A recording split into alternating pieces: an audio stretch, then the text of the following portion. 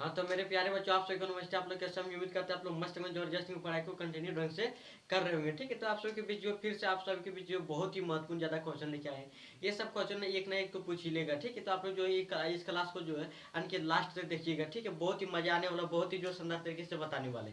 अब देखिए इसमें क्वेश्चन में क्या दिया, क्वेश्चन में दिया गया है, क्वेश्चन को बहुत ही महत्वपूर्ण है। इसमें देखिए टाइम आप लोग को जो है यानी कि एग्जाम डेट जो बहुत नजदीक आ चुका है, तो आप लोग जो कन्फ्यूजन होगी सर तैयारी कैसे करें। देखिए तैयारी तो इस पर हम नहीं करा पाए, लेकिन जो आप लोग का जो छोटा भाई होगा वो लोग को बोल देना कि जो निरंजन सर आ चुके हैं और यूट्यूब पर धमाल मचाने के लिए। ठीक है, क्योंकि जो हम इस बार जो है यानी कि जैसे जैसे स्टार्ट करेंगे ना, फ्री, बिल्कुल फ्री पढ़ाएंगे। बहुत ही ज्यादा कंफ्यूजन जो रहता है बच्चा को जो है 11th या 12th बहुत दोनों कंप्लीट करवाएंगे। ठीक है, तो आप लोग को चिंता करने की बात नहीं है। जो आपको छोटा यानी कि भाई बहन होगा उसको बोल देना कि जो है निरंजन सर आ रहे हैं, तो उसको जो है चैनल को सब्सक्राइब कर लेना। ठीक है, और फिर जो है यानी कि बोल देना कि इससे तैयारी कीजिए, बहुत ही महत्वपूर्ण है, बहुत ही शानदार। क्योंकि ऐसे क्वेश्चन जो है ना एग्जाम में डायरेक्ट देखने को मिलेगा। ये जो क्वेश्चन दिख रहा है ये बहुत ही शानदार है, बहुत ही लाजवाब है। ये क्वेश्चन अधिकतर बार एकदम एग्जाम में पूछा जा चुका है और इस पर भी पूछ लेगा। तो आप लोग जो है इसको बहुत बढ़िया से देखिएगा। अब देखिए इसमें क्वेश्चन में क्या देखिए, क्वेश्चन में दिया गया है कि राउल्ट के नियम की व्याख्या करें। देखिए राउल्ट के नियम की व्याख्या करें। इसमें राउल्ट के जो नियम है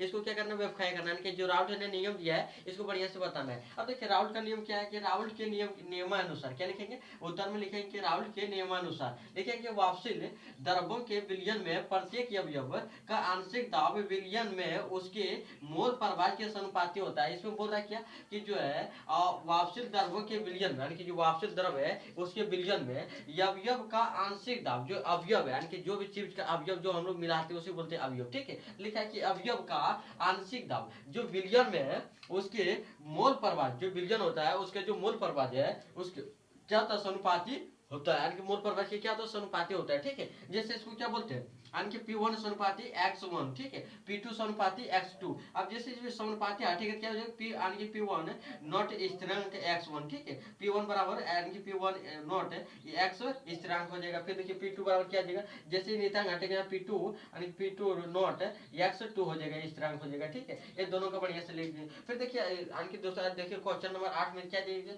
कि अनुसंख्य गुणधर्म क्या है, इसके प्रकार को लिखें।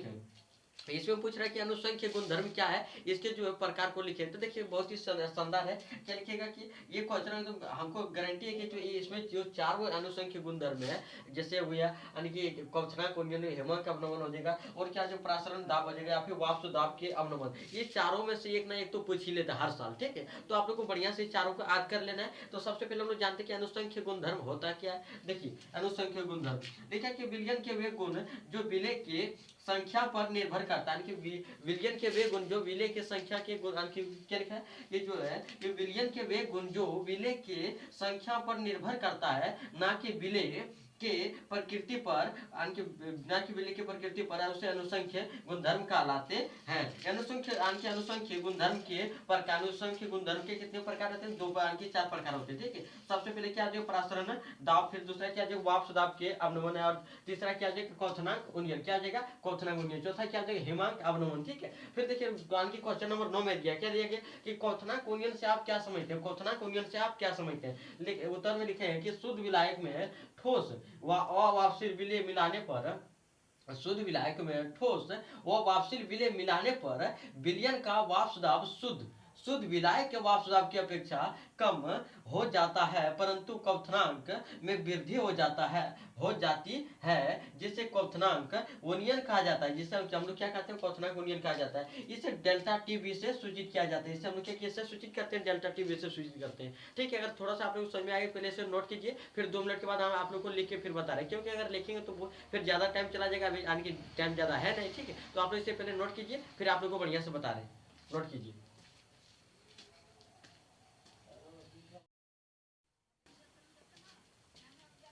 हाँ तो मेरे प्यारे बच्चों आप लोग नोट कर लिए, तो आप लोग को बता रहे थे कि यानी कि जो है 8 क्वेश्चन बता चुके हैं, यानी कि 9 क्वेश्चन बता चुके हैं। ठीक है, देखिए दूसरा क्वेश्चन यानी कि 10वां क्वेश्चन है। अब देखिए 10वां क्वेश्चन में क्या दिया गया कि हिमांक अवनमन से आप क्या समझते हैं, जो हिमांक अवनमन है इससे आप क्या समझते हैं। ये बहुत ही आसान है, बहुत ही शानदार, ऐसे क्वेश्चन को बार बार एग्जाम में रिपीट करते रहता है।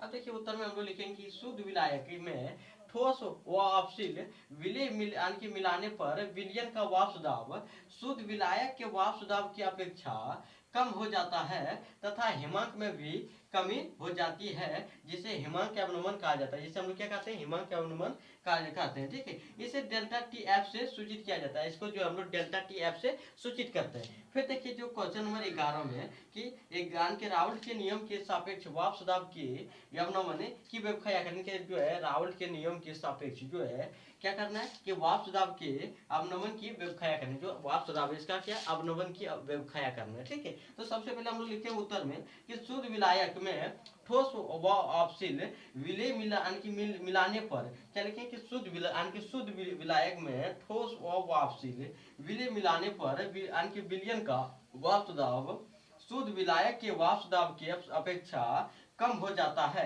जिससे वाष्प दाब का अवनमन कहा जाता है। जिसे हम लोग क्या कहते हैं, वाष्प दाब का अवनमन कहते हैं। ठीक है, फिर देखिए इसी प्रकार से जो क्वेश्चन नंबर 12 में क्या दिया कि किसी तरल द्रव में यानी कि वह विलय ठोस पदार्थ डालने पर उसके वाष्प दाब में कमी आ जाता है, क्यों, ये से पूछ रहे हैं। ठीक है, तो हम लोग क्या लिखेंगे उत्तर में कि किसी तरल में अविलय ठोस पदार्थ डालने पर सतह के ऊपर तरल के अणु में कमी आ जाती है, जिससे वाष्प दाब में भी कमी आ जाती है। देखिए क्या होता है कि जो है अंके लिखा है इसमें किसी तरल में जब है अविलय ठोस पदार्थ डालने पर उस सतह के ऊपर तरल के अणु में कमी आ जाती है। कि जब वाष्प दाब उड़ता है जो ठोस रहता है ऊपर में जाके क्या हो जाता है कि इनका जमा हो जाता है। जिससे जमा हो जाता है जो है वाष्प दाब क्या होता है कम उड़ने लगता है, यानी कि ऊपर की ओर कम उड़ जाने लगता है। ठीक है, जिससे क्या तो वाष्प दाब में भी कमी आती है। जिससे वाष्प दाब क्या ऊपर नहीं जा पाता है, उसे रोक लेता है। कौन रोकता है, तो ठोस पदार्थ। जिससे क्या होता है, जैसे जो वाष्प दाब है यानी कि जो वाष्प दाब है वो क्या उसमें क्या होता है कमी आ जाता है। ठीक है, फिर देखिए 13 नंबर क्या लिखा है कि मोलर उन्नयन स्थिरांक क्या होता है, यानी कि मोलर यानी कि उन्नयन स्थिरांक क्या है। ठीक है, ऐसे क्वेश्चन पूछा जाए तो उत्तर में हम लोग क्या लिखें कि 1000 ग्राम विलायक में विलय के 1 kg यानी कि 1 ग्राम अणु घोलने पर यानी कि 1000 ग्राम विलायक यानी कि विलायक में विलय के 1 ग्राम अणु घोलने पर क्वथनांक में जो वृद्धि होती है यानी कि जो उसका क्वथनांक के जो भी वृद्धि होती है। ठीक है, उसे हम लोग क्या कहते हैं, उसे हम लोग मोलर उन्नयन स्थिरांक कहा जाता है। उसे हम लोग क्या कहते हैं, मोलर उन्नयन स्थिरांक कहते हैं। ठीक है, इसको हम लोग क्या करते हैं डेल्टा टीबी से, डेल्टा टीबी बराबर यानी कि केबी क्या स्थिरांक है। ठीक, W2 गुना 1000 M2 गुना W1 ये क्या है इसका सूत्र होगी, तो इसको याद कर लेना है। बहुत ही यानी कि बहुत ही संदर्भ जो है बहुत ही शानदार जो बताया इतना जो क्वेश्चन बताए बहुत ही शानदार क्वेश्चन है। और ऐसे क्वेश्चन को बार बार एग्जाम में रिपीट करते रहते हैं। इसको बढ़िया से इसको याद कर लीजिए। तो आज के जो है क्लास में इतने, तो अगर आप लोग को जो बढ़िया लगा तो इस लायन के जो चैनल को सब्सक्राइब कीजिएगा, लाइक कीजिएगा और शेयर कीजिएगा। आप सभी के बीच जो है बहुत ही जो है क्या करना है हम शानदार तरीके से फिर जो है अगले क्लास में जो है महत्वपूर्ण लघुत्तरीय और महत्वपूर्ण दीर्घोत्तरीय प्रश्न बताएंगे। तो आप लोग जो इसको चैनल को सब्सक्राइब जरूर से जरूर करना। ठीक है, मिलते हैं फिर अगले वीडियो में।